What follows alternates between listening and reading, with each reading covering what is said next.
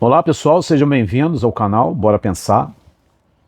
Queria agradecer aí as curtidas, comentários, as inscrições e os compartilhamentos. Agradecer bastante a galera. E eu queria hoje aqui pensar com vocês a respeito da situação financeira do país. Começam a aparecer boatos, começam a aparecer notícias que você não sabe bem de onde é que vem, quem foi que plantou. Bom, de primeira, a minha impressão é que o nosso sistema financeiro brasileiro, ele é extremamente bem administrado, moderno, ele é seguro, apesar de ter poucos players, apesar de ser pequeno quando comparado com outros mercados no mundo. Mas a gente já teve em situações muito complicadas. Quem se lembrar da época do PROER, um programa de recuperação destinado ao sistema financeiro, que migrava de migrava de um ambiente hiperinflacionário para um ambiente de estabilidade monetária. Foi necessário que o poder público, naquele momento, desse a assistência necessária para essa migração. E naquele momento havia espaço para isso, né? O Tesouro atuou, o Banco Central, havia bastante espaço para que você pudesse fazer essa migração com segurança, e foi feito com segurança. A gente saiu de uma atmosfera monetária praticamente inexistente para algo sólido, algo previsível do seu ponto de vista econômico, enfim. A situação de hoje é deveras diferente, muito mais grave, muito mais crítica, apesar da robustez, da solidez do sistema que a gente está tratando. São bancos grandes, né, volumosos, como eu disse aqui, bem administrados, possuem um background importante no exterior, dentro do país. O que eu quero dizer com isso? Tem negócios que sustentam a saúde financeira dessas casas bancárias, porém, a situação do país, olhando para o último tomador, que é o governo, não é uma situação saudável. A gente viu aí o pedido de recuperação de duas casas de varejo importantes no país, muito importantes no país. E isso acontece no momento em que a inadimplência está elevada, as pessoas não conseguem mais bancar as suas necessidades de compras, e muito menos as suas obrigações financeiras. Cheque especial, cartão de crédito, empréstimos consignados ou não. Houve um certo aperto na demanda por esses instrumentos financeiros, exatamente por causa da saúde financeira daquele que deveria estar ou poderia garantir o fluxo em momentos de crise. O problema é que o governo não tem mais essa capacidade toda. Os dois instrumentos que ele teria para captar recursos a fim de dar sustentação a esse sistema simplesmente estão esgotados. Não há mais como subir impostos, não há mais como você manter por muito mais tempo taxas de juros elevadas como estão hoje. Hoje o Brasil está se não é a mais elevada, é a segunda mais elevada no mundo em termos de taxas reais de juros.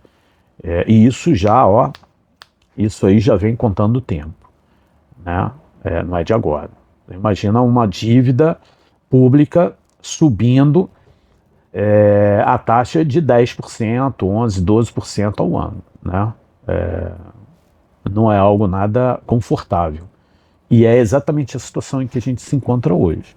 Essas casas de varejo não encontraram sustentação, apoio, aporte necessário no sistema financeiro que os atende, certamente por uma razão.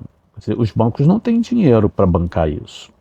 Se o cara não recebeu lá a fatura que ele, né, a fatura da compra que ele realizou com o cliente final, ele vai ficar sem receber, porque o banco não tem nem como mais rolar essa dívida, as taxas que estão sendo cobradas. Eu não sei se essas casas, e outras mais, tá? Li reportagens aí que contam, só no setor de varejo, mais de 600 pedidos de recuperação financeira. Mais de 600 casos. Tá? O que não quer dizer que, né, a gente não está aqui falando de falência, a gente está falando de recuperação financeira. Né? Talvez falência fosse até mais confortável, né? Porque você abre falência, executa o que tem, cobre, né, as dívidas existentes e fim de papo. Né? A recuperação financeira não. Se você estica os prazos, né? Você realoca, né, os fluxos, enfim. Você precisa ter recurso para poder fazer isso, e esses recursos são recursos bancários. Bom, isso diante de um problema que já vem se arrastando desde o segundo semestre do ano passado. A gente acompanhou aqui também no outro canal, né, e eu dizia que aquilo que acontecia naquele momento era apenas a ponta do iceberg. Hoje a gente conta com uma série de casas bancárias fechadas, falidas, outras tantas envolvidas nessa rede de fundos de investimento, arrastados para essa problemática. Tem a questão da disponibilidade do fundo garantidor, que também é um problema numa situação crítica, sobretudo numa perspectiva de recessão nos próximos meses. E em algum momento esses bancos vão pedir socorro ao governo. Em algum momento de toda essa história, os bancos vão querer liquidez necessária para continuar sobrevivendo, e o governo não vai ter condições, não vai ter recursos para ceder essa liquidez. Estou falando numa possibilidade, tá? Pode ser que isso esteja acontecendo, inclusive, nesse exato momento, e que a gente não sabe. Não sabe exatamente, porque essas informações não são muito divulgadas, e não é para ser divulgado mesmo, né? Saúde bancária já é uma coisa problemática, saúde do sistema bancário então é ainda mais problemático ainda. Não tem governança que dê, né, conta de uma abertura, de uma transparência em relação a esses negócios. Bom, então eu estou aqui para avisar mais uma vez para os navegantes que uma crise de proporções mega se aproxima. Sugiro aos chefes de família, sugiro aos empregados que ainda têm seus empregos, né, que não se aventurem em compras que signifiquem obrigações de pagamento no futuro, né, ou garantias que sejam dadas em troca desses empréstimos. Não se aventurem nesses tipos de operação, né, ajustem os seus orçamentos, né, dá um downsizing nas despesas, né, observa o que pode ser cortado, se não agora, mas num futuro, né, coloca uma bandeirinha, olha, isso aqui pode ser cortado. isso aqui pode ser limado, né? O que vale a pena continuar, o que não vale a pena continuar no momento em que faltar um emprego, faltar um empréstimo, faltar uma ajuda de um familiar, quando a casa bancária ele fechar as portas porque o seu nome está sujo, enfim, é a sugestão, né, o conselho que eu dou, como quem está eu não sou o único não, tá? Existem pessoas muito mais gabaritadas do que eu, entendidas no assunto, pessoas que trabalham diretamente dentro do mercado, que já começam a sinalizar para o que pode vir a acontecer nos próximos meses. A minha aposta era que acontecesse só em 27, mas pelo andar da carruagem, isso já via acontecer, tá? Na história já via acontecer, nego segura, né? Ninguém segura a crise, o governo instalado segura a crise até o dia da eleição. No dia seguinte da eleição você solta a boiada, deixa a coisa correr frouxo. Já vi isso acontecer umas 2 ou 3 vezes em planos pretéritos aí no passado, em que as mesmas correntes que administram as finanças e a economia do país hoje, né, governavam e administravam no passado. É o mesmo povinho, é o mesmo pessoal que acha que você contorna a crise de oferta, com mais dinheiro no mercado. Tem um pessoal que ainda acredita nisso. Tá? Esse pessoal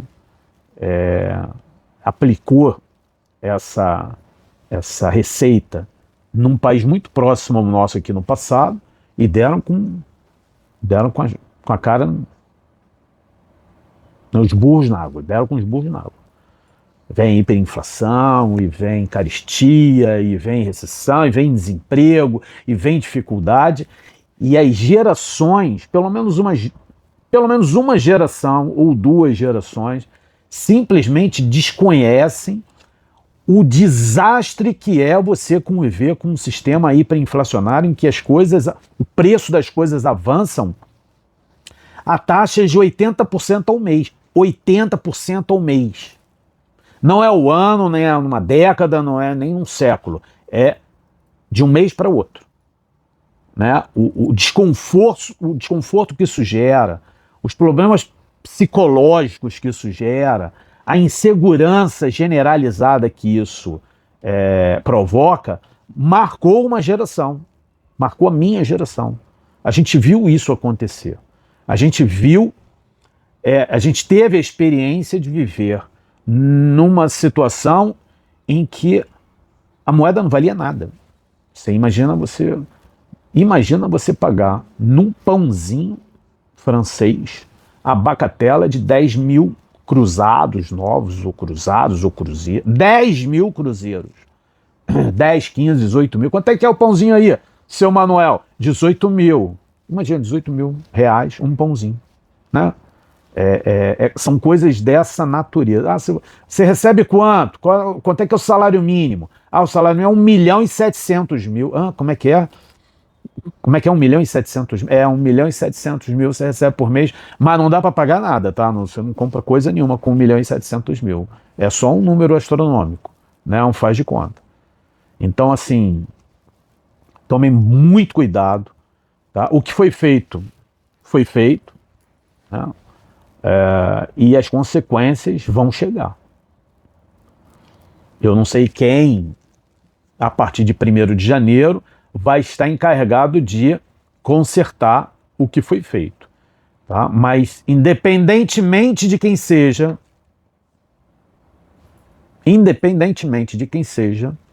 a coisa vai acontecer. Pode acontecer por muito tempo e muito ruim, né? Muito profunda a crise, ou pode ser uma coisa rápida, que dure pouco tempo e a gente consiga reverter num prazo bastante curto. Vai depender das escolhas feitas em outubro desse ano, né? Nos próximos meses. A gente aqui vai decidir, na urna, qual o caminho que a gente vai tomar. Se a gente vai pro apocalipse, né, o desastre total, ou se a gente vai para uma crise contornável, que dali a 1 ano ou 2 a gente começa a recuperar de novo o caminho da sanidade financeira e administrativa do governo de plantão. Tá? Esse é o meu recado. Vamos tomar bastante cuidado aí e prudência, tá? Porque não tem nada de céu de brigadeiro, não tem nada de... E tem coisas piores, tá, pessoal? Tem coisas muito piores que eu não posso falar. Eu não posso falar aqui sobre o risco de comprometer até a continuidade do canal. Mas tem coisas muito piores acontecendo e que vão trazer consequências, assim, consequências que vão marcar por muitos e muitos anos a história econômica do país. Não era para estar acontecendo, isso é uma questão de credibilidade. O país não podia abrir mão, né, dessa credibilidade, da sua imagem em relação ao mercado internacional, e ele fez uma escolha de abrir mão disso para criar um contexto, criar uma atmosfera que se limite apenas a uma sensação da Leitão. As coisas não se limitam a uma sensação da Leitão. As coisas são reais, são fatos concretos. E repito, terão as suas consequências. Tá ok, pessoal? Um abraço, obrigado aí pela atenção. Desculpa aí pela notícia ruim. Peço que vocês se inscrevam, peçam que continuem compartilhando, mandando mensagem, tá? É isso aí, um abraço.